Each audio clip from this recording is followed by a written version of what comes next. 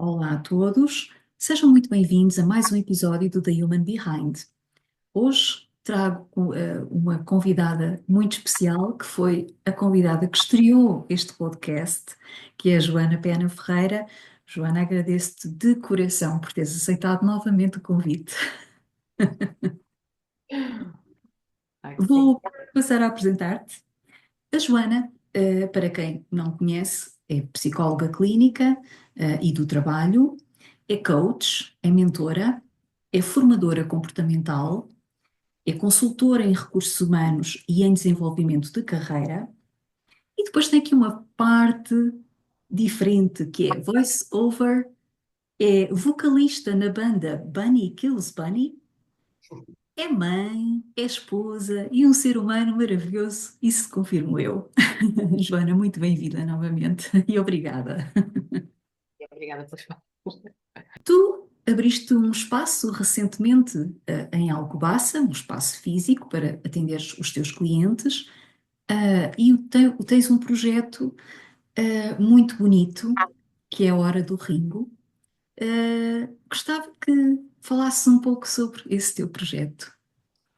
Ok. Então, eu abri aqui um espaço, não é?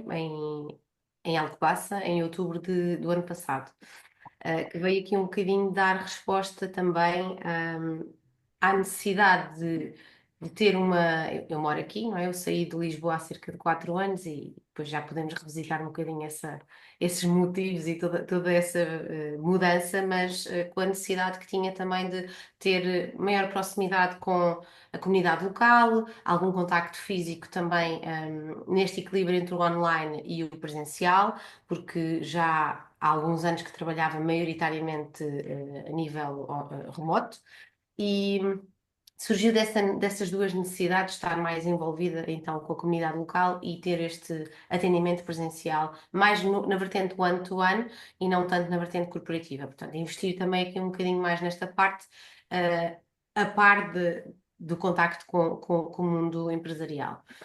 Sendo que a Hora do Ringo eu abri o espaço em outubro e a Hora do Ringo surgiu em início de dezembro, penso eu, porque em 20 de novembro o meu cão faleceu. Portanto, eu tinha um cão, que era o Ringo, há cerca de 3 anos e era um cão muito querido, eu nunca tinha tido um animal meu, sem ser dos meus pais, sem ser isso, para quem sabe é diferente, é completamente diferente, e este era o meu cão e portanto assistiu a muita mudança, acompanhou-me aqui numa série acompanhou sempre, não é? A nossa vida a acontecer e criação de memórias e quem tem um animal em casa com este grau de proximidade acaba por ser parte da família.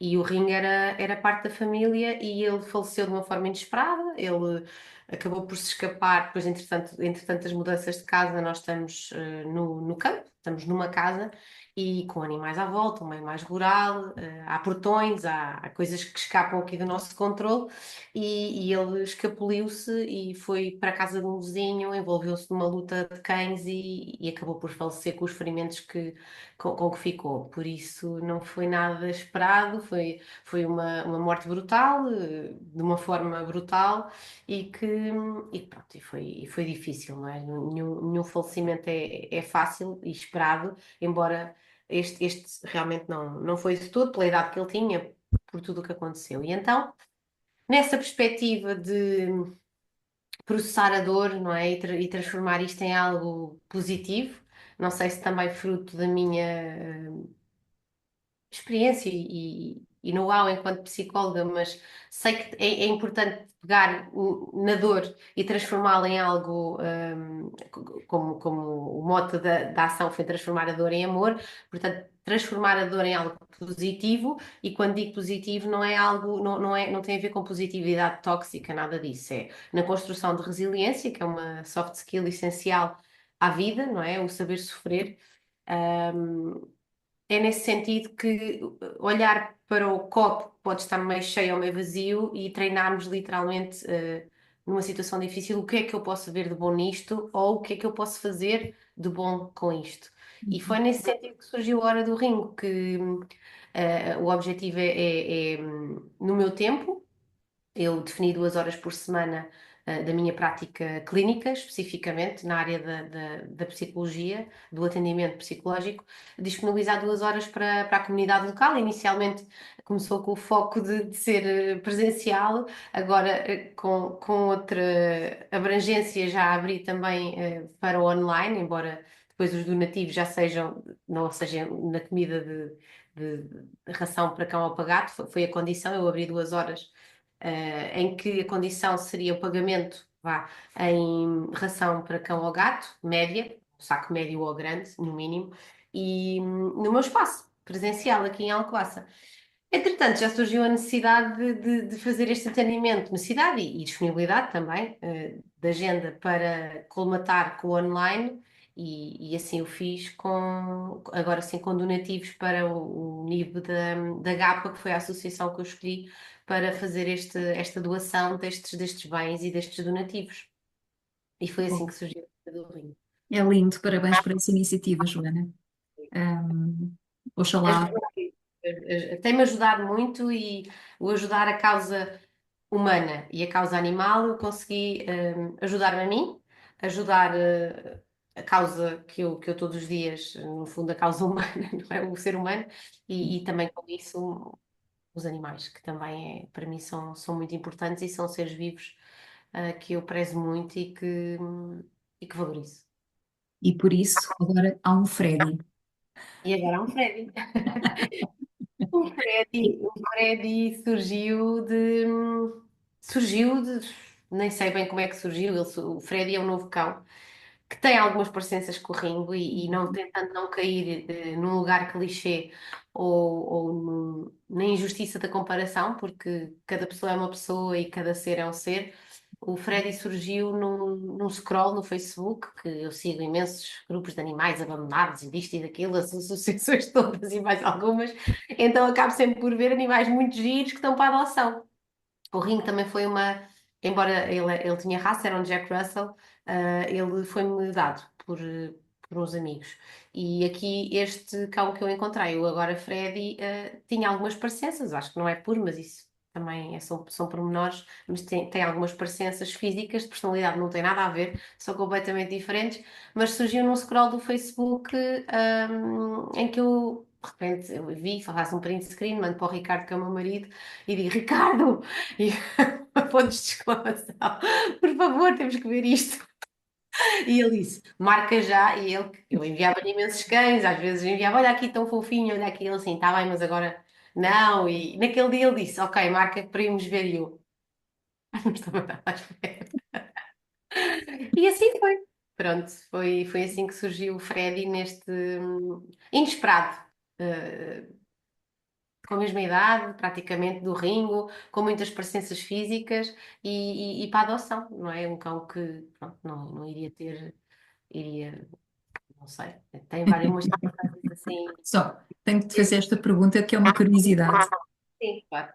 É por causa do Freddie Mercury, a escolha do nome? Porque o Ringo era de Ringo Starr, nós tivemos uma cadelinha, também foi adotada e pronto, também não teve assim grande sorte, era a Elis Regina e agora é o Freddie de Freddie Mercury. É verdade, é verdade. Joana, voltando aqui a outra etapa da tua vida, tu chegaste a partilhar que já passaste por um burnout, Sim, verdade? já Queres passei. partilhar um pouco o que é que sentiste? Como é que percebeste que estavas em burnout e como é que saíste dele? Uhum. Então, eu percebi que estava em burnout, isto foi num período, foi ali mais ou menos, foi no ano anterior, começou no ano anterior à pandemia, em que eu tinha aceito um desafio e que isto eu tenho que contextualizar, até porque numa vertente didática, clínica, não é? Para as pessoas também poderem identificar que há outros fatores, além do excesso de trabalho que é associado ao burnout. Há vários fatores que contribuem para a pessoa entrar em esgotamento, pessoal com origem e foco profissional, porque o burnout está ligado ao desempenho de papéis, hoje em dia é utilizado também noutras vertentes, parental, etc., mas o termo originalmente surge da psicologia ocupacional, não é? Que é responsável pela saúde no trabalho. E então, o burnout é esta sensação de que a pessoa está, não dá mais, ultrapassou todos os seus limites, está esgotada, emocionalmente, a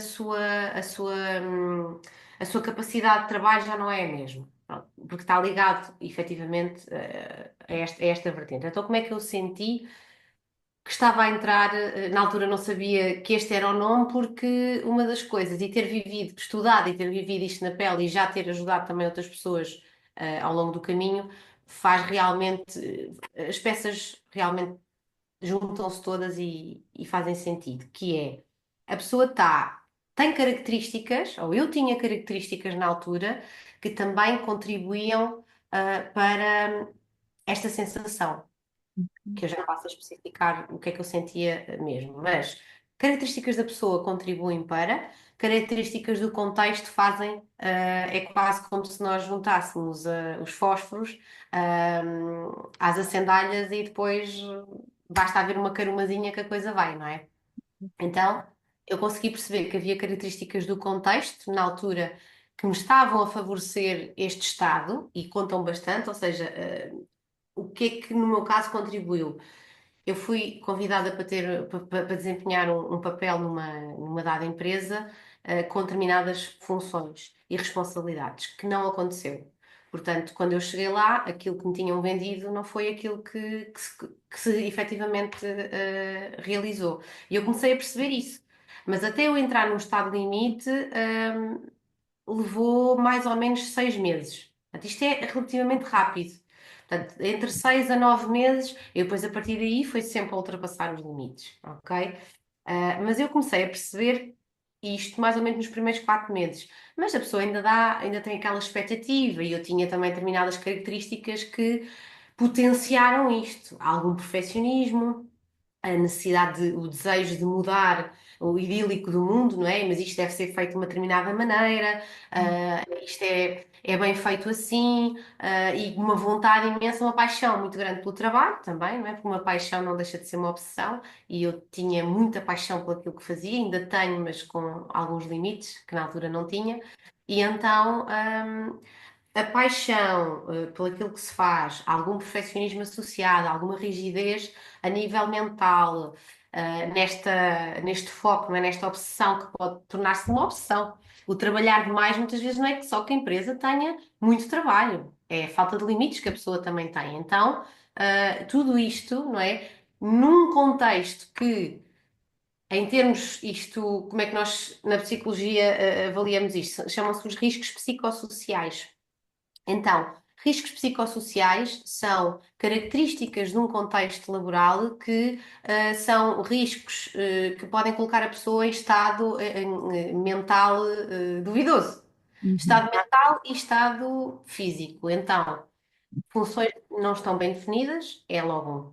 Funções que não estão bem definidas, não têm as ferramentas para fazer, para desempenhar o seu trabalho, sejam elas quais sejam, um contexto, um ambiente de trabalho, vamos lhe dizer, tóxico, não é? Com determinadas, a liderança, o papel da liderança é essencial. Então, tudo isto, contribuiu para para este meu estado, especialmente o facto de não ter as funções bem definidas e não saber qual era o meu papel na organização, porque não havia histórico antes.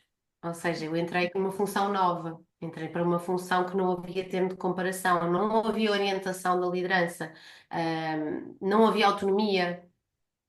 Não haver autonomia é outro dos riscos psicossociais. Não havia comunicação, essa então é um flagrante para entrar em estado de burnout também. Não só burnout, mas tudo isto em conjunto. E então esta ausência de comunicação dá espaço ao silêncio, e o silêncio é percepcionado pela pessoa, pode preenchê-lo com as suas inseguranças, não é? Com as suas, magicações, vamos dizer assim. Discurso interno. Este discurso interno começou a ficar cada vez mais forte, esta voz que dizia, e associado ao perfeccionismo, que não estou a ser validada ou que não, o meu valor está a ser colocado em causa, é outra das características do burnout, é a pessoa começa a entrar num estado de exaustão imensa. Portanto, exaustão é um. Eu estava constantemente cansada, porque eu estava sempre a desgastar, não é? Sem recarregar baterias. Então, estava cansada a dar demasiado. Era isso. Eu dava demasiado. Sim, sim. Conseguias ter agilidade mental, Joana? Ou notavas que estava reduzida, comprometida? Muito comprometida, porque eu não tinha, eu continuava a fazer, a dar demasiado, sem retorno, porque também não era ajustado, ou seja, o meu ritmo era, era um. Era demasiado elevado para, não é? E quando não há ajuste, não há uma dança, não é? Um, e a minha agilidade mental também estava comprometida, porque nós começamos a ficar. Outra das questões que caracteriza o burnout, além desta exaustão, é esta despersonalização. E a despersonalização é tu deixas de sentir que és tu própria, parece que estás numa bolha e que já não és capaz de fazer as mesmas coisas, ou seja, este sentimento de incapacidade também é algo presente, que é. Então, mas eu desempenhava bem este papel e agora, por vários fatores externos que se juntam às minhas juntaram-se às minhas crenças, isto foi um coquetel perfeito. A pessoa começa a duvidar das suas próprias capacidades. E isto tudo em conjunto faz com que tu depois fiques mais cético e até fiques muito menos empático, que é também outras das características de quem entra em burnout, é começas a entrar num estado quase desumano de crítico, muito crítico de tudo, crítico dos outros, crítico do ambiente, crítico de. Porque tu estás altamente insatisfeito, não é? Exaustão, despersonalização, insatisfação. Insatisfeito com o mundo, insatisfeito com as pessoas, insatisfeito com tudo. Tudo é fonte de insatisfação e altamente. E depois começas-te a isolar. Depois veio a pandemia, que foi o cocktail de, ok, se isto já não estava lá encaminhado, não é? Se já havia uma comunicação deficitária, um alinhamento deficitário e tudo isto a acontecer em mim e no próprio contexto, não é? E nas pessoas que o compunham, juntou-se o cocktail para, ok, agora vais para casa, não vai acontecer nada diferente, porque numa altura em que supostamente, no meu entender, eram precisas, eu trabalhava na área de recursos humanos, alguém para também liderar um bocadinho e ajudar neste processo também não aconteceu, e estar em casa sem qualquer tipo de comunicação. Ora, isto ainda gerou muito mais o sentimento de frustração, de raiva, de incapacidade, de tudo, e foi uma bola de neve. E não tinhas feedback. Não tinha feedback. Não tinha feedback. Não tinha. Uau! E quanto tempo é que tiveste nesse isolamento, já após a pandemia? Nesse isolamento, físico e porque havia uma insistência para voltar ao local presencial, mas nem por isso havia um envolvimento com a cultura, com,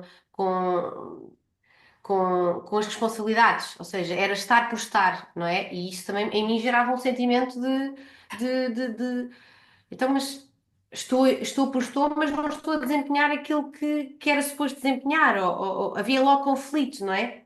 Depois eu também percebi que a minha entrada, a minha que não é minha, não é Joana, é a pessoa que ia desempenhar aquela função, calhou que fui eu. Aquela função não era bem aceita pelo todo, não é? E havia um desalinhamento entre o papel que era suposto desta função, Uhum. num grupo que não era bem entendido como um grupo, porque não havia uma unificação de uma série de coisas, enfim.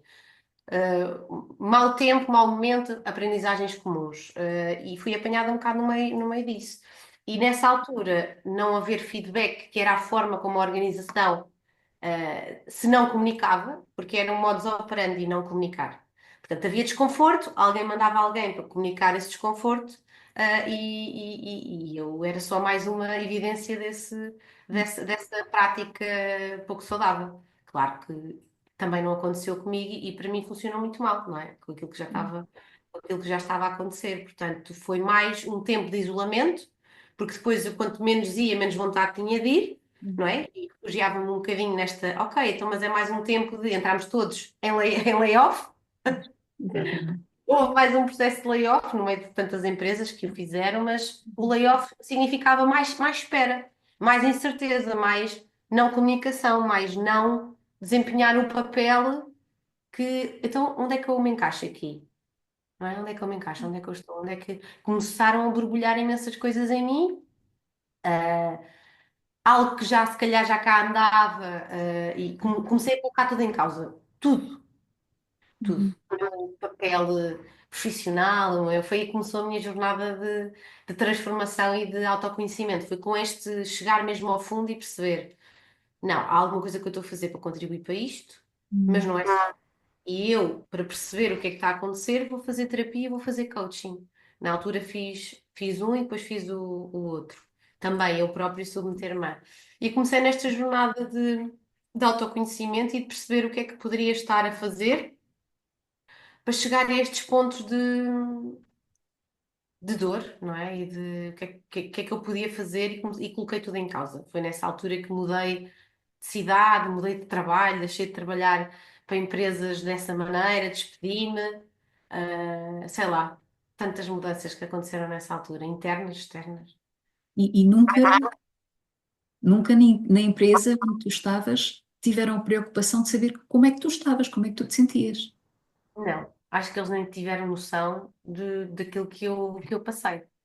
Acho que não havia essa noção, não havia essa empatia, não sei se de uma Uhum. forma consciente ou não, mas depois no final também percebi que não foi. A gestão da saída foi péssima, porque eu acabei de ter que me despedir, que é isto a minha sanidade mental e também não me foi dada outra hipótese que eu coloquei, não é? Ok, bora chegar aqui a um acordo, porque claramente vocês não querem alguém que contrataram para fazer uma coisa e não é isto que vocês querem. Ok, tudo bem, vamos só chegar a um acordo e cada um vai à sua vida. E isso não aconteceu. Sugeriram que eu ficasse lá, nas condições que era. E eu, não vou fazer isso, porque isso nem tem a ver com as minhas capacidades, portanto, eu estou subcapacitada para aquilo que me foi prometido fazer e não estou disposta a pagar esse preço. E tive que sair. Lá está. Optei por isso. Hoje em dia não sei se teria tomado a mesma, não ficaria, mas não sei se teria tomado a mesma decisão da mesma maneira, mas para a minha sanidade mental foi essencial na altura tomar esta decisão e ter o backup das minhas pessoas, Sim, do meu porque é um marido, ato de coragem. e de, sim, É um ato de coragem. eu na altura pensei, olha, o que é que eu pensei? O que é que foi um pensamento que me ajudou também a tomar esta decisão? Além de ter backup, sim, tive algumas, eu pensei, pá, eu prefiro ir trabalhar para outro sítio qualquer e sem desprimor nenhum, mas do que estar aqui. Eu prefiro agarrar em mim e fazer Uhum. um trabalho completamente diferente com aquele que, se for preciso para ter dinheiro, para sobreviver, do que estar aqui. Mas eu aqui não fico mais. Não me vou sujeitar a isto. E isso foi essencial, este pensamento libertador. Lembro-me de pensar isto, que é, ok, mas se o problema é o dinheiro, ou se o problema é sobreviver, eu vou sobreviver durante uns tempos. Eu sem trabalho não fico, sem dinheiro não fico. Pode não ser aquilo que eu idealizei, mas isto não. E quanto tempo depois, Joana, é que tu te sentiste bem, de volta a ti mesma? E como é que lá chegaste? Bastante tempo depois. Eu ainda lá está, tive um processo de psicoterapia e de coaching que durou um ano e tal. Portanto, numa fase em que eu estava a colocar tudo em causa, não é? A minha persona laboral, todo a viagem, toda a ascensão, que é suposto fazer no mundo corporativo. Larguei um pouco a carreira como status, larguei a crença de que eu valho através do trabalho, de muita coisa.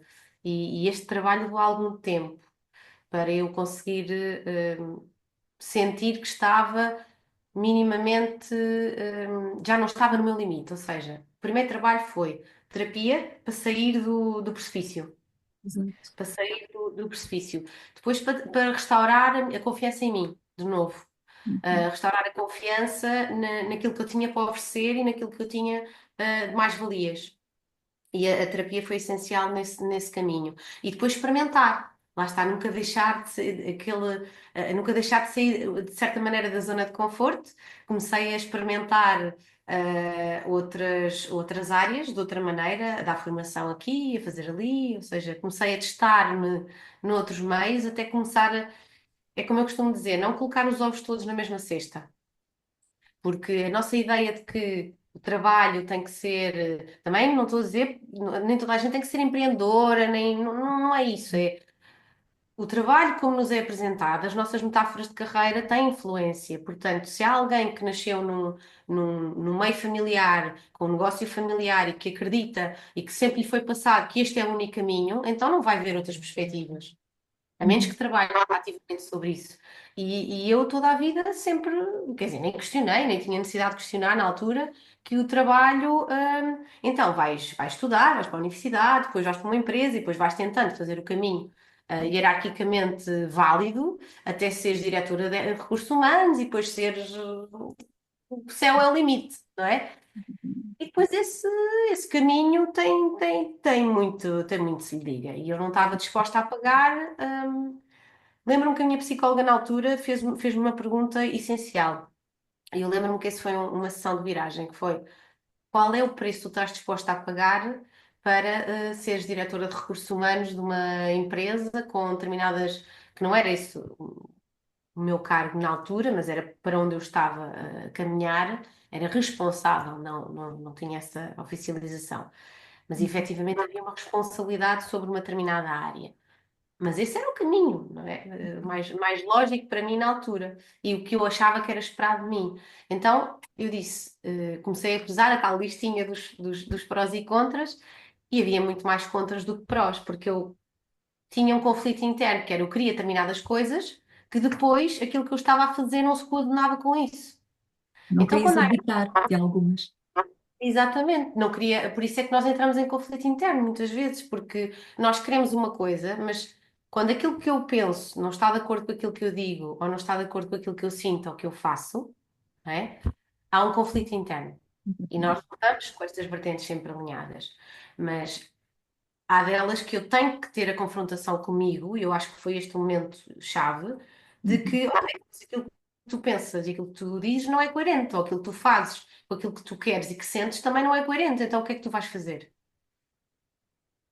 E, e eu decidi, ok, eu vou só aceitar que este caminho não é para mim.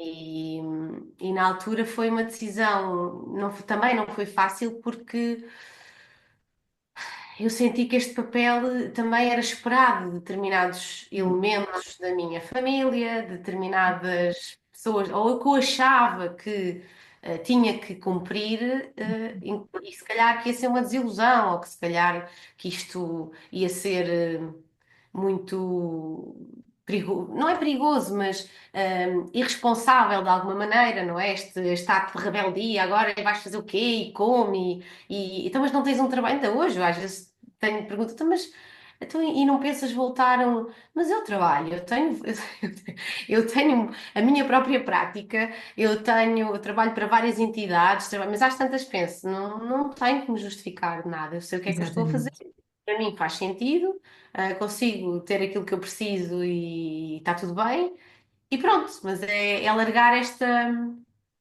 Necessidade de validação. Assim, não é que a minha família tivesse colocado essa pressão implícita, mas há sempre crenças que todos temos relativamente ao trabalho, relativamente a como é que as coisas deveriam ser, ou como é que é o caminho mais expectável ou mais normal, e isso pesa, não é? Quando tu vais crescendo também com determinado tipo de concepções e de ideais.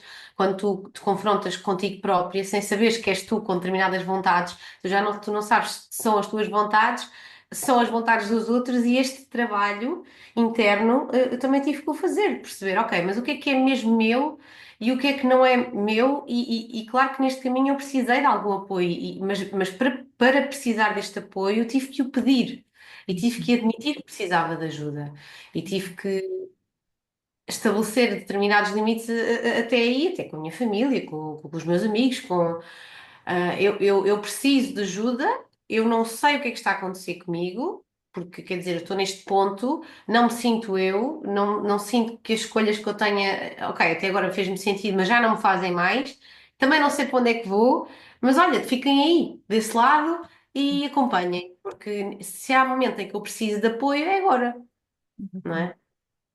E acho que foi isso a mensagem principal, que é não sei. Não sei o que é que daqui vem, mas sei que gostaria de explorar e tenho vontade de explorar. E isso também é essencial. É nós não estamos bem, mas ok, sentimos o que temos que sentir, validamos o que temos que validar emocionalmente.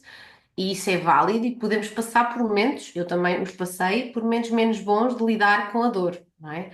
Uns vão mais para aqui, outros vão mais para ali, isso faz parte do caminho. Agora, não ficar muito tempo, nesse tipo de estratégias de coping, não é? De lidar, que não são tão boas para nós. Pode passar por dormir de mais, dormir de menos, comer de mais, comer de menos, o que Hum, seja.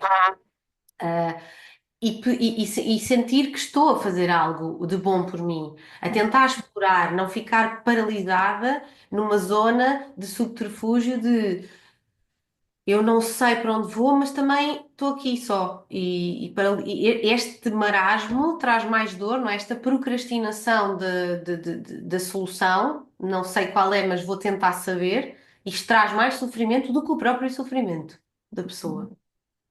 E tu falaste aí uma coisa muito importante que foi tu começaste a dar formação. Ainda Sim, não estavas bem, ainda ainda não estavas está. em recuperação. Mas eu, como me revejo completamente naquilo que contaste, há um processo que faz parte do grande processo de recuperação, que é tu começares a resgatar a tua autoconfiança, da qual duvidaste. E então E tens que pôr em prática a tua profissional, o teu rol, o teu papel profissional para voltares a recuperar essa confiança, mesmo que estejas a tomar se for o caso, ou se foi o caso, um psicofármaco, um ansiolítico, whatever. Mas faz parte, não é? Começas a levantar-te aos poucos para resgatar essa confiança. sim, parte, aliás, o burnout também, quando a pessoa já está muito no limite, tem que, muitas vezes, a grande maioria das vezes, tem que passar por abordagem psiquiátrica também, de medicação, mas sempre aliada à psicoterapia, ao acompanhamento comportamental, porque o que é que nos traz este estado? É coisas que nós fazemos ou a forma como interpretamos o mundo, e isso tem que ser trabalhado. E depois, o desequilíbrio que acontece a nível químico não me permite já sentir da mesma maneira e olhar para a vida com o foco que depois, ou seja, não há leveza, não é? É tudo muito pesado, já há uma grande tristeza, raiva, insatisfação associada, então é preciso ali uns pozinhos para nos dar uma ideia mais leve para conseguirmos fazer o trabalho emocional também. Por isso, aquilo que tu estavas a dizer é essencial no trabalho de psicoterapia. E eu, sem ter esta noção comigo, porque lá está, às vezes em casa de Ferreiro Espeto de Pau nós conseguimos fazer isto com os outros, mas depois não conseguimos ver isto para nós, não é? Ahm, mas eu tive que colocar-me em zonas de nunca perder a capacidade de testar-me, os meus limites saudáveis, de eu não me sinto capaz, mas eu nunca me vou sentir capaz aos níveis de perfeição que eu acho que têm que ser as coisas. Então eu vou na mesma. Eu faço na mesma. Ah, mas agora não estou bem, ou preciso mais de um curso, ou preciso mais disto. Não precisas nada, faz só. E é isto muitas vezes que eu também tento passar, claro, com a calma necessária, com o enfrentamento necessário, mas são estratégias de enfrentamento. Se eu preciso explorar novos caminhos, então eu tenho que me colocar a caminho de mas eu não tenho condições agora para dar formação. Faz com o que tens. Não estejas à espera daquilo que não tens. Vê o que tens, não é? É a tal trabalhar a resiliência. No meio de uma situação, da mesma situação, eu posso ver com o que tenho ou com o que não tenho. Posso ver o que é bom e o que é menos bom. Portanto, para restaurar esta incapacidade ou esta no fundo, este trabalho de autoconfiança, que depois também impacta na autoestima e tudo mais, eu tive que me colocar em zonas de desconforto.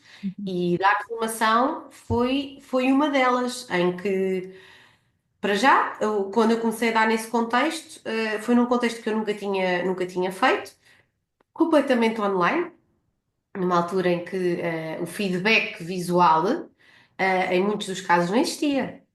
E então dá-te espaço para tu magicares imenso, não é? Quando tu não tens rapport de comunicação verbal e não verbal, aquilo pode ser muito soberbano para quem não tem a sua autoconfiança estabilizada. E eu senti ali alguns momentos em que passou-me assim umas coisas.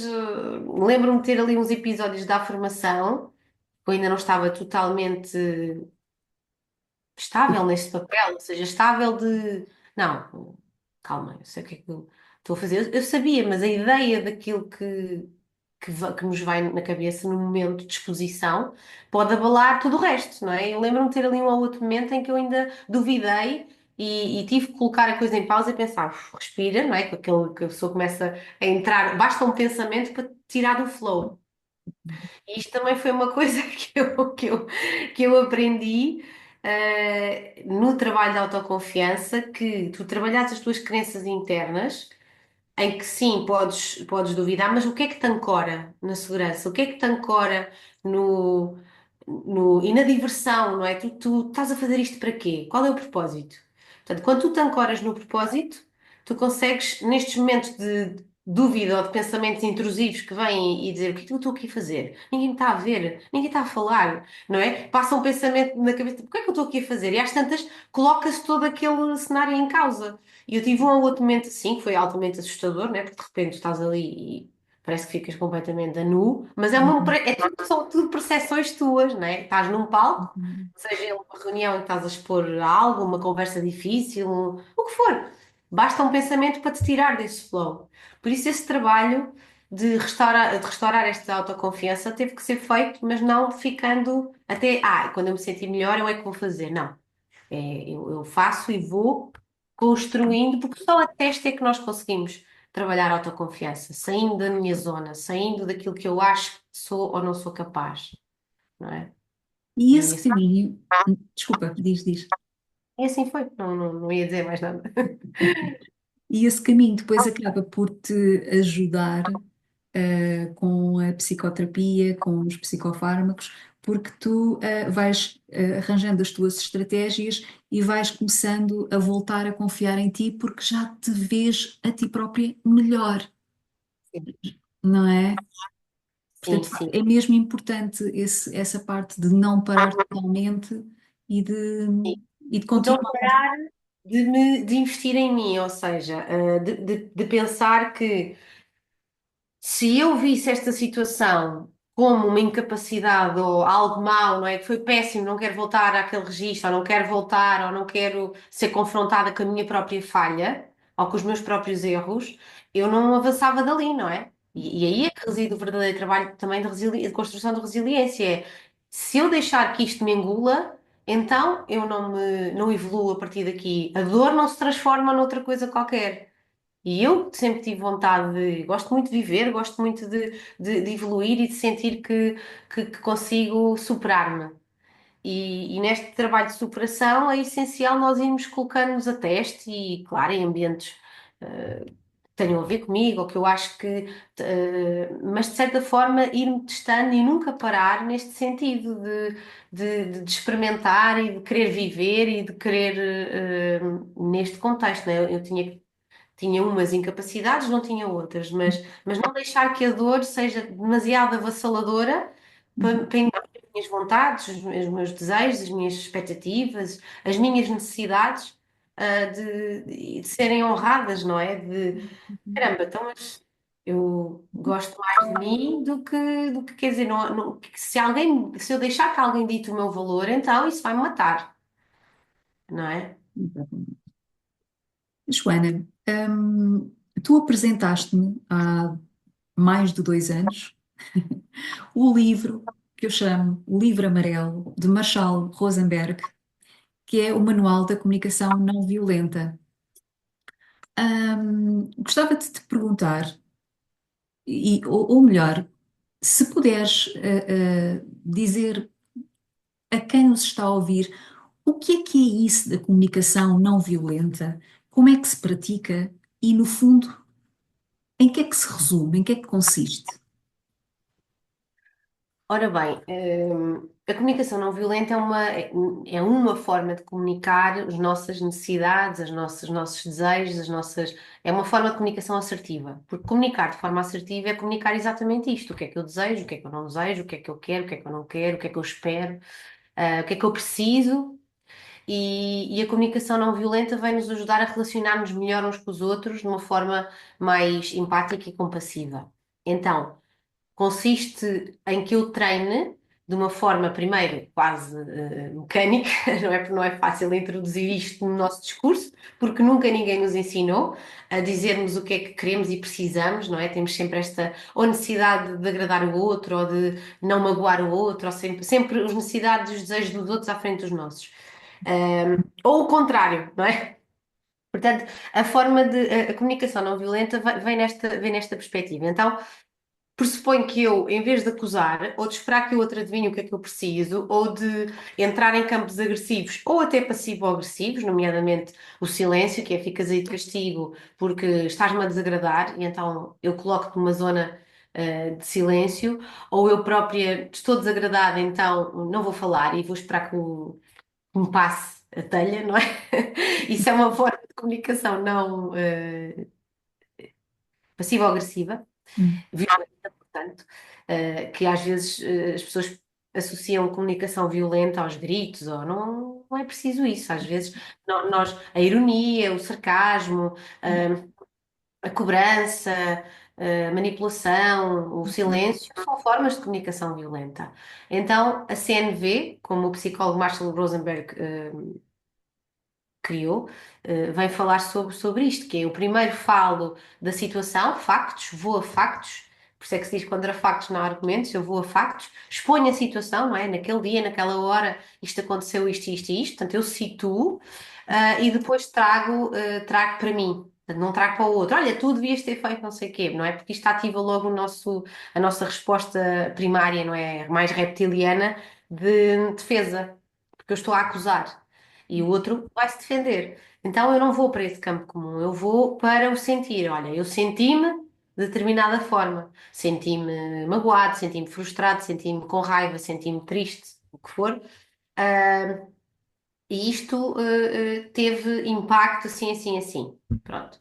O que é que depois eu vou ao à minha necessidade? Eu preciso que tu faças, não fica à espera que o outro adivinhe, não é?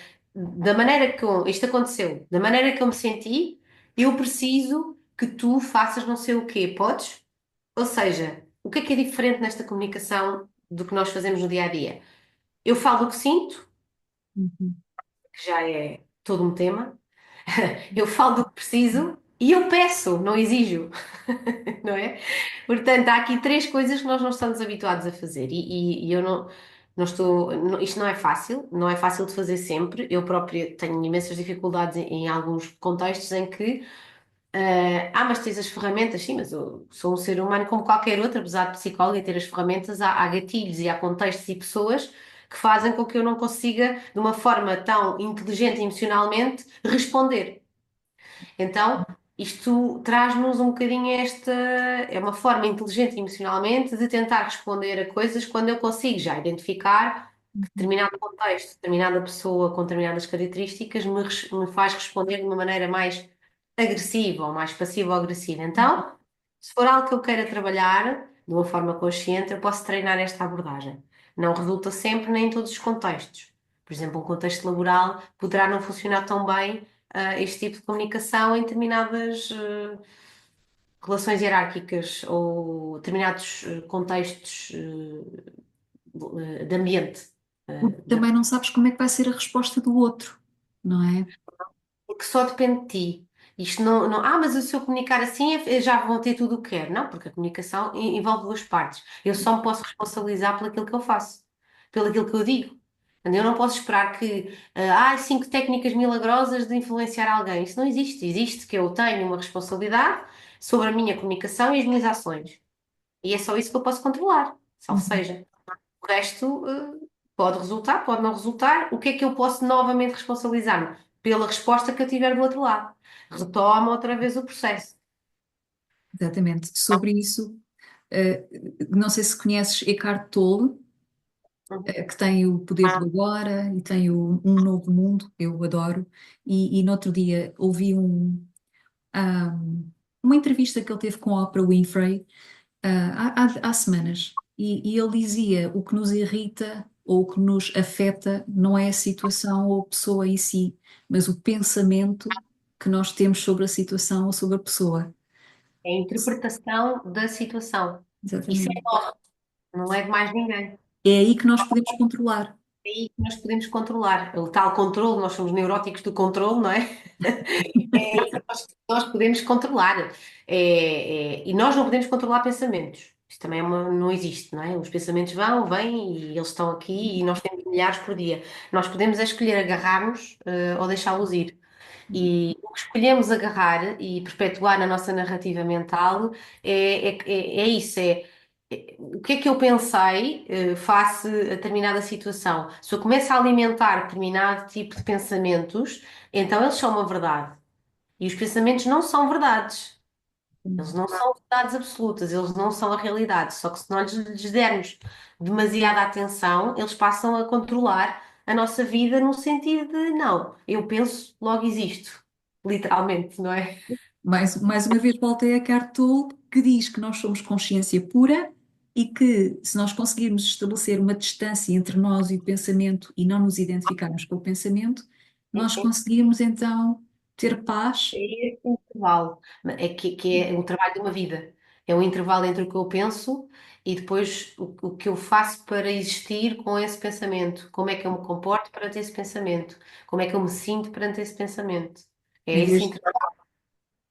em vez de reagir, passas a responder conscientemente. Responder sempre que possível, não é? Porque nós vamos ter Exato. sempre um lado possível, um lado tal reptiliano, não é? Que é o nosso cérebro primário, que nos faz ter esse tipo de resposta, em que determinados contextos, especialmente novos ou com determinadas características, me vão trazer isto. Agora, quero continuar a responder desta maneira ou quero mudar? E naquela altura eu não quis continuar a responder mais ao trabalho daquela maneira intensa, daquela maneira que aquilo era todo um mundo para mim, não é? Que continua a ter a sua importância, eu não dou menos, dou diferente, não dou menos no sentido de empenho. Eu dou menos, dou mais equilibrado na medida das necessidades. Tenho mais em conta o contexto, as necessidades, dos outros também e não só as minhas nesse sentido. Por isso, este trabalho de desafio em desafio eu posso ir ajustando. Não tenho que logo saber, mas eu agora já sou inteligente emocionalmente ou já sei trabalhar de forma com a comunicação não violenta. Sim e não. Sim, em determinados contextos, em determinadas relações, não nas próximas que aí vêm. Exatamente. Posso ter princípios e utilizar esses princípios. E eles estão cá, eu integro-os. Não volto a estaca zero, não é? A menos que eu tenha aqui alguma coisa que me desliga alguns circuitos neuronais, mas eu não deixo de saber, conduzir, uma vez que já aprendi esta competência, já se tornou uma competência. Portanto, esta aprendizagem está integrada. Uhum. Não pode não ser utilizada da melhor maneira em todos os contextos, com todas as pessoas. Exatamente. E nesse sentido é que é uma aprendizagem contínua, não é, Joana? Porque vamos ter sempre que treinar, porque estamos, no fundo, a remar contra a maré daquilo que nos foi ensinado e daquilo que a maioria das pessoas pratica, não é? Sim, e isto não é de todo ensinado na escola e muitas vezes também não é ensinado em casa, a grande maioria das vezes, porque os próprios adultos não sabem fazer isto. Não sabem, muito, o que eu tenho sentido de experiência pessoal e profissional é que uma das grandes fontes de sofrimento é exatamente esta nossa não capacidade de comunicação, de transpor de dentro para fora. Porque Uhum. se eu não vir de dentro para fora, eu estou em sofrimento interno e eu preciso canalizar isto, eu preciso transformar isto, eu preciso transformar a dor e colocá-la num sítio qualquer. Eu preciso de saber o que estou a sentir, ou pelo menos localizar e dizer, ok, o meu corpo fala e eu estou a sentir a dor em determinados sítios. E o meu pensamento também diz as suas coisas, e os meus comportamentos outras, e, e uma abordagem, e depois há vários tipos de abordagem, nós podemos tirar um bocadinho daqui, um bocadinho dali, não é? E trazer aquilo que nos faz mais sentido nesta visão da vida. Mas é preciso ir sentindo, integrando o sentir. E isso não nos é ensinado a fazer, porque se o nosso corpo tem uma determinada dor num determinado sítio, isto tem um significado. Se eu sinto de determinada maneira, há que honrar esse sentir, nem tudo tem que ser racionalizado e nem tudo tem que ser pensado, mas também não pode ser o oposto, não é? Entrar em piloto automático e pronto, e esperar que sejam sempre prescrições que nos digam, ok, estás a sentir isto, então vais tomar aquilo, ou então, não, às vezes essa responsabilidade é nossa e nós colocamos isso fora de nós, não é? Vamos a um médico à espera que ele nos diga tudo o que fazer, ou vem um psicólogo e diz, então, mas diga-me o que é que. Não funciona assim, não é? São facilitadores de saúde física e saúde mental que fazem parte de um todo. Todos têm o seu lugar, todos têm a sua utilidade e outras perspectivas do sentir e do, Mas o não nosso é? papel é fundamental, não é, Joana? O nosso querer é fundamental, não é? É essencial, é essencial para nós sentirmos que estamos em mobilização. Exatamente. Nós precisamos de sentir que temos objetivos, que temos um propósito, que não é um, são várias manifestações disso em vários papéis. Mas numa perspectiva de bem-estar, nós precisamos de determinados pilares para sentir que estamos em movimento, Uhum. para sentir que estamos sentimos bem, não é? O Evoluir, exatamente. temos objetivos, sentimos que temos motivos para acordar e para estar em determinadas organizações, por isso é que na altura o acordar para ir para um sítio que a pessoa sente que não faz parte ou que não está alinhada com, que não há um propósito ali, é meio caminho andado para o modelo de bem-estar ir pelo cano abaixo, não é? E é essencial identificar. E eu agora vou-te pedir, se podes partilhar com quem nos está a ouvir, ahm, regras, não é regras, princípios básicos para tu manteres o teu bem-estar geral. Sabemos que um é aquele que muita gente não gosta, que é o exercício físico, não é? Está mais que provado. Joana, queres desenvolver um pouco isso? Sim. Um bocadinho na linha que estava a falar agora. Existe um modelo que é o Framework de Bem-Estar de Martin Seligman, da Psicologia Positiva, que fala um pouco sobre isto, que é o PERMA-V, e que são, no fundo, cada uma destas letras representa um pilar que é essencial para o bem-estar do ser humano. E começando pelo V, que é de vitalidade, como eu costumo dizer, os básicos funcionam. Não há que inventar. Se eu não tenho a base, eu não posso, avançar na pirâmide, não é? Das necessidades e de tudo isso, que é o autocuidado. E o autocuidado passa por dormir QB, não é? As horas necessárias ao meu descanso, beber água, QB, o essencial para mim, alimentar-me bem, tudo o que vem num pacote pode não ser bom. Esta é a métrica eu acho que funciona. Se vem de um pacote, provavelmente é processado. Se não vem de um pacote e vem da terra, ok, então está tudo bem. Não é assim tão difícil. Nós sabemos, podemos é não querer colocar em prática. Depois isto no autocuidado, o exercício faz parte deste V. E o exercício físico, é esta noção de movimento, que não tem que ser muito, mas tem que ser algo com alguma consistência. Eu sair de mexer o meu corpo. Não precisa de ser uma carga física altamente intensa, mas eu tenho que mexer o meu corpo. Se Nem eu que seja estou, yoga ou. qualquer coisa que me faça movimentar Uhum. o meu corpo. Alguma coisa que eu gosto, não é? Idealmente. E que haja consistência nesse caminho. Depois temos aqui o P, que é das emoções positivas. Então, na linha daquilo que já falei, de alimentar, de construir resiliência, é o olhar para, numa situação difícil, alimentar mais emoções positivas. E uma das emoções positivas, não existem emoções negativas, existem emoções com sensações agradáveis e emoções com sensações desagradáveis. Nesta senda, as emoções com sensações agradáveis ou positivas é, por exemplo, a gratidão. É eu literalmente sugestiono o meu cérebro para treinar novos circuitos em que eu alimente mais o lado positivo do que o outro, porque nós já temos o cérebro do não, é fácil entrarmos numa zona de resignação, de frustração, de pena, não é? Muito mais comum este lugar do que propriamente, ok, aconteceu uma coisa má, mas o que é que eu posso retirar de bom daqui? Ai, nada, isso até quase parece pecado. Aí o pecado, a nossa herança católica tem muito que se lhe diga nisto, não é? Neste viver das emoções, o permitir-me sentir uma coisa boa numa coisa má é quase não, proibido. Isto tem que ser visto à luz da cultura, a culpa, não é? Uma culpa, a culpa é muito presente, a vergonha, são sensações desagradáveis no nosso corpo decorrente destes sentimentos. Mas praticar mais este lado. Depois temos aqui o E, que é de engagement, que tem a ver com o envolvimento. Então, o pilar do envolvimento é eu envolver-me numa base diária com tarefas e coisas que tenham significado para mim. Seja no lado familiar, seja no lado pessoal, uma coisa para mim própria, seja no lado profissional, essencial, não é? Passamos aqui muito tempo do nosso dia a dia. Então, como é que eu sei que estou envolvido numa tarefa que me faça sentido? Quando eu entro em flow. E o Uhum. flow é o estado mental em que eu perco a noção do tempo e do espaço, mais ou menos, né? Olha, nem dei pelo tempo passar. E o que é que eu estive a fazer nesse momento? Porque não é o que eu faço, é o que é que me leva a fazer aquilo e a sentir Uhum. aquilo que senti, não é? Esta leveza. Então, estarem atentos a que coisas é que eu faço normalmente, é que isto acontece e fazer mais vezes. Mesmo que não seja em todos os contextos, eu devo fazer mais disto, especialmente se eu em determinados contextos posso não estar a ter esta sensação. Exatamente. Depois o R de relação e de relações, que é atentos à qualidade das relações que estabelecem na vida. Se são relações ou se são relações.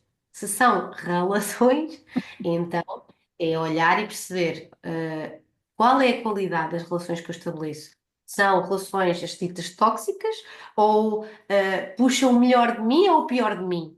Sejam elas quais sejam. Laborais, amorosas, de amizade, a relação comigo mesmo. Eu puxo o melhor de mim ou puxo o pior? Qual é o meu tipo de discurso interno? Isto também conta. Portanto, isso é uma boa métrica. E por fim, uma vez que já falei, ok, comecei pelo fim do V, o R, ainda temos mais dois. O significado, que é o M, o meaning, tem a ver com encontrar sentido, é o lado espiritual. E a espiritualidade vai muito além vai muito além da religião. Pode ser através da religião, mas é eu sentir-me conectado com algo maior que eu. E Exato. algo maior que eu pode ser o que seja. É eu perceber que estou ao serviço, de alguma maneira, a uma causa maior que eu. O Não tal sei o que propósito. é. O tal está muito ligado ao propósito. Exato. Mas são dois pilares distintos, Ok. curiosamente.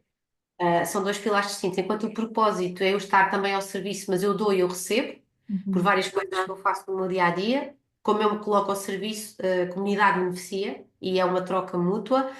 Ah, a espiritualidade, eu não preciso estar ao serviço, mas eu preciso de me sentir ligado Uhum. com algo, seja com que causa seja. Pode ser através de uma causa, pode ser através de religião, pode ser através do que for. Uhum. É mais complexo do que isto, mas mais ou menos é isto. E por fim, o achievement, que é os tais objetivos que eu falava há pouco, que Uhum. tem, nós precisamos de objetivos, sejam eles a curto prazo, a médio prazo ou a longo prazo. O curto prazo, não é que eu literalmente escreva isto todos os dias, mas eu hoje para o meu dia, tenho determinadas coisas quase como uma checklist mental. Isto é importante eu ter. Esta checklist mental e ir riscando. Olha, já fiz isto, já fiz isto, já fiz aquilo. É um pouco ir à dimensão do fazer. Não Uhum. só do sentir, não é? Já vamos à dimensão do sentir, vamos à dimensão do estar e aqui estamos na dimensão do fazer. E médio prazo e longo prazo. Não só comigo próprio, mas ter objetivos no trabalho, ter objetivos para mim, ter objetivos com o meu parceiro, ter objetivos com os meus amigos, hum, e mover-me de acordo com esses objetivos, a tal sensação de movimento, porque se eu tenho algo que me orienta, eu movimento-me de acordo com. Daí que entra o coaching psicológico, por exemplo, que nos ajuda nesta redefinição de objetivos e podendo utilizar este modelo também como base de trabalho, que é um dos que eu utilizo mais, para ver como é que estamos a este nível e depois recalibrar os passos que são necessários dar em prol de um determinado objetivo que vai sendo co-construído com a pessoa também. Exatamente. Ou seja, ajuda a pessoa na sua própria jornada, a posicionar-se, a perceber qual é a evolução, o que é que pode melhorar, e é No, muito mais no- fácil a dois, não é? Com a ajuda profissional. Sim, sim, sim. Sendo no caso do coaching psicológico, só é uma abordagem válida se a pessoa não se encontrar com o sofrimento psicológico associado. Aí então já terá que ir para terapia, psicoterapia. E tu eh, fazes ambas. Zonas. E às vezes utilizo os dois chapéus, que é a vantagem, não é? Exatamente. É necessário vários tipos de abordagem para, às vezes temos que ir um pouco lá atrás, outras vezes sistematizar mais no momento, orientar mais para o futuro e ambas as abordagens são essenciais. Bem, no nosso tempo, o teu tempo está a terminar, eu adorava continuar a falar contigo a tarde inteira, até remarcar uma nova sessão, porque acho que tínhamos aqui Muito. este episódio, Temos sempre. tínhamos aqui muito para falar. Eh, a última vez que nós falámos, penso que ainda não tinhas a parte da psicologia concluída, e, mas Psicologia, na vertente clínica, clínica, na vertente sim. clínica. Mas queria-te perguntar, uma vez que neste momento és, portanto, psicóloga clínica e do trabalho, como é que tu lidas com os teus amigos e com as pessoas próximas de ti, que sabendo que tu és psicóloga, às vezes tem ali aquele desabafozinho? Como é Sim. que é? Tu queres falar sobre isso? Quero. Acho uma pergunta interessante, não é? Porque há sempre um estereótipo associado que o psicólogo não tem problemas porque tem as ferramentas, o psicólogo não deveria fazer determinadas coisas porque tem, lá está, não pode prevaricar ali, não pode, porque não pode, não é? Porque é como um nutricionista, tem que ter determinado coisa associada, pronto, há uma persona do trabalho e há determinado tipo de estereótipos associados que fazem parte e o psicólogo tem muito esta carga de. Para já existem diferentes tipos de psicologia. As pessoas normalmente só associam a psicologia clínica. Mas eu, antes de ser psicóloga clínica, era psicóloga dos recursos humanos, do trabalho e das organizações, que se foca no bem-estar e no desenvolvimento das pessoas daquela organização, não é? E a estratégia envolvente a isso. A psicologia clínica do trabalho, mais no problema, na consequência, não é? E a vertente do desabafo é uma ferramenta, claro que não é um desabafo que seja, é uma escuta empática, é uma escuta treinada com devolução de ferramentas, não é? A nível da psicologia clínica e não só. No caso dos amigos, há muito esta, ok, a psicóloga então, há uns que têm maior noção e e não abusam nesse sentido, há outros que despejam tudo e depois a pessoa fica ali com aquilo tudo, não é? E também temos que estabelecer os nossos próprios limites, porque há uma tendência da sociedade, não só dos amigos, mas da sociedade para achar que a pessoa está sempre on duty, Sim. está. E, Exato. e às vezes estamos só a não querer saber nada. É E outras verdade. vezes até me interessa naturalmente. Normalmente eu até me interesso e tenho que me balizar, para não entrar naquele registro de escuta ativa e empática, porque é muito fácil entrar nesse registro, que é o meu registro também fora daqui. Eu tento ter uma escuta empática e, e compassiva sem devolver profissionalmente algo, porque senão já entra ali não é fácil esta gestão e este estabelecimento de limites, às vezes com os nossos amigos, dependendo das pessoas também, não é? Dependendo Exatamente. de. Até mesmo numa relação amorosa, não deve ser fácil às vezes, porque Sim, tens que numa separar, relação, tens que separar.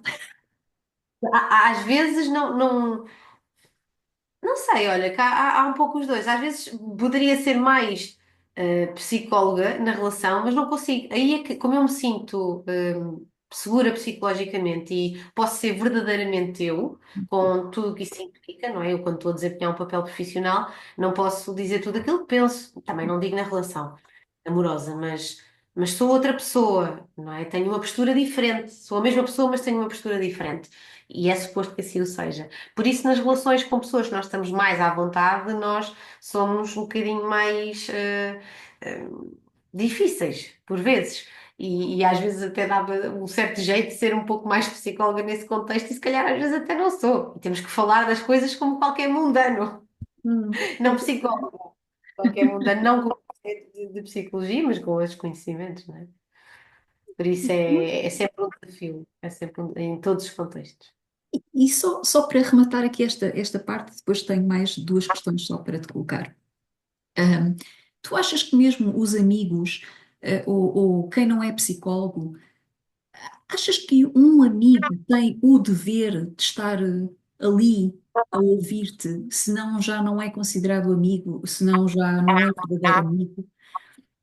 Tu achas que as pessoas ainda têm, eu acredito que ainda há muito esta verdade estabelecida na sociedade que é, se tu és meu amigo, estás sempre disponível para me ouvir. E se o amigo estiver pior do que eu? Os tais estereótipos. Se Exato. és meu amigo, então estás total, é mesmo isso, estás totalmente disponível para mim. Qual é o conceito de amizade? Como todas as relações, tem que haver limites. E se uma pessoa tem limite na escuta, tem limite. Uma coisa é escuta ativa, outra coisa que é eu estou plenamente consciente e estou-te a dar o meu tempo para ouvir as tuas necessidades, os teus desabafos, tudo o que tu quiseres. Mas isto tem que ser minimamente recíproco. Se eu sou só um depósito em que chego, deposito e já me sinto melhor, agora vou-me embora, não quero saber como é que sentes com isto, não, nem pergunto nada sobre ti. Então já não é uma relação saudável e cabe-nos a nós, psicólogos ou não, não é? Todos nós, perceber o que é que eu dou e o que é que eu retiro desta relação. Tem que haver esta reciprocidade. Se não há uma reciprocidade que não tem que ser isto, mas também não pode ser isto. Portanto, tem que haver a noção de eu sou mais dador ou sou mais receptor. Qual é mais ou menos o meu tipo?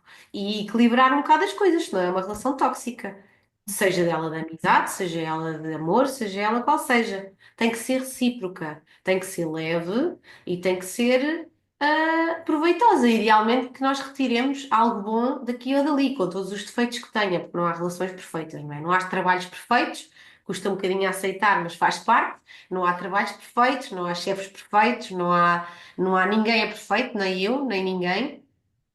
E isto é uma dura verdade de aceitar, não é? De que nós temos imperfeições e elas fazem parte e nós integramos e fazemos algo, outras vezes, elas impactam no nosso dia a dia. Portanto, eu também não posso exigir dos outros aquilo que eu próprio posso não estar ou até posso estar a fazer, e também não posso exigir dos outros, o mesmo que eu faria.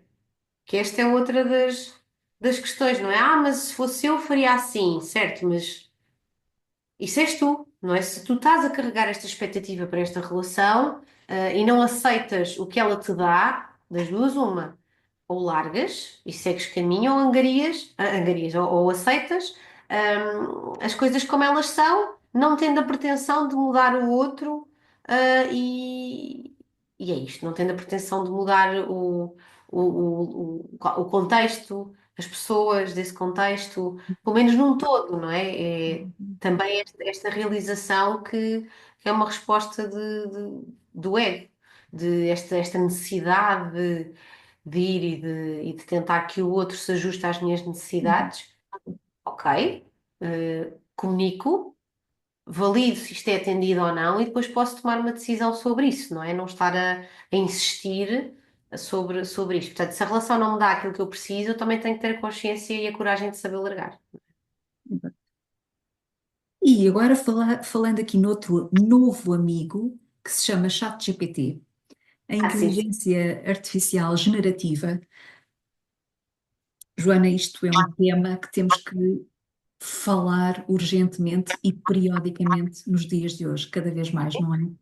Sim, sim, diria que sim. No âmbito da saúde mental, do recurso à psicoterapia, desculpa, perdoa-me a expressão, eu pus entre aspas, com o chat GPT, é mesmo um assunto a ser debatido, não é? É porque, quer dizer, naquilo que tu me estás a trazer, aquilo que me vem logo à cabeça, se eu não faço este trabalho pela via, não quer dizer que nós não utilizemos as tecnologias a nosso favor. Agora, se eu me desresponsabilizo do meu sentido crítico, do meu sentido de autoanálise, do meu sentido de pensamento e de agir de acordo com aquilo que eu penso e sinto, e faço esta análise com ajuda, humana, vá, porque a inteligência artificial tem input humano. tem input humano, e é válida. Eu não posso utilizar isso só como a única fonte para este caminho, é uma parte de que me pode ajudar em muita coisa. Agora, psicoterapia através do chat GPT, não diria que seja a melhor forma, até porque não vai.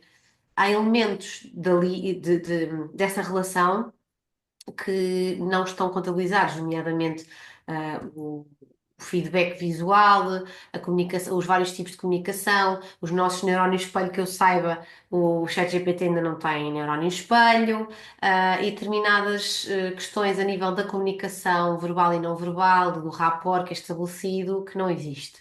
E que são fundamentais numa relação terapêutica. Portanto, sim, pode ser utilizado como complemento a algo, a uma pesquisa, olha, dá-me os prompts, não é? Que eu possa dar, pode-me ajudar nesta pesquisa. Olha, dá-me perguntas que eu possa fazer a mim próprio, que abordem a autoestima ou que abordem autorreflexões, não é? E a pessoa, sim, olha, vou pensar sobre isto. Poderá não ter sido uma pergunta que surgiu num diálogo terapêutico, em que eu devolvo uma pergunta porque a pessoa me deu algo e eu fui buscar e, ok, esta pergunta é perfeita para ela neste momento. Isso ele não vai fazer, a menos que tenham ali um diálogo, e lá está. Há elementos que faltam sempre, Uhum. como já expliquei nessa relação. Ahm, e sim, pode ser um complemento, mas não nos iludirmos com ele agora vai construir um texto sobre mim, ou sim, podem utilizar, mas será sempre uma fuga a um trabalho que é de confrontação, que é de desconforto. Portanto, se eu vou buscar ali conforto, facilitismo, e outras coisas que tais, então não é o caminho, porque não há caminhos fáceis no autodesenvolvimento, não há caminhos fáceis no autoconhecimento, na construção da resiliência, é duro. É Ok. compensatório, mas é duro e não há como escapar a isso, com ou sem chat GPT. É um tema que me parece que é muito interessante para fazer uma mesa redonda e pôr várias pessoas de várias Tentar multidisciplinares a com conversar. várias perspectivas até, não é? Exatamente, exatamente. Quem sabe? Ficará para uma próxima. E quem sabe se eu ainda vou fazer um convite a algumas pessoas para debater esse assunto. Joana, por último, porque sei que estás no teu tempo, gostava de te convidar a deixar uma mensagem, que te faça sentido para quem nos está a ouvir e a ver. Uma mensagem que faça sentido. Façam o vosso caminho. Nunca digam, nunca esperem que alguém dite o vosso caminho. Aquilo que estão a pensar, a sentir, e é válido. É tudo válido. A vossa dor é válida. Tudo aquilo que está a acontecer na vossa vida é válido e é suposto ser como está a ser.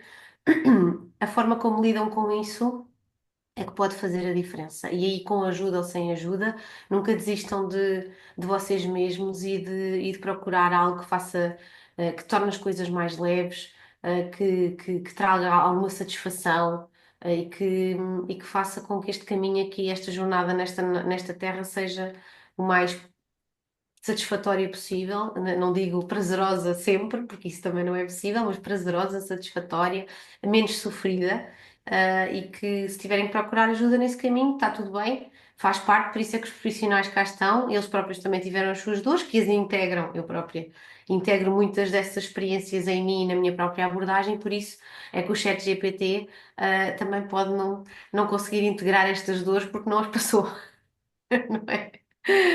E é esta a mensagem que deixo aqui. Muito bom. Gratidão, Joana. Obrigada. Fico com- Obrigada pela tua partilha, pela tua autenticidade, pela coragem de expor a tua vulnerabilidade. E tenho a certeza que vais tocar muitas vidas ao ouvir este podcast. Agradeço de coração. Um grande beijinho para ti. Até uma próxima, quiçá.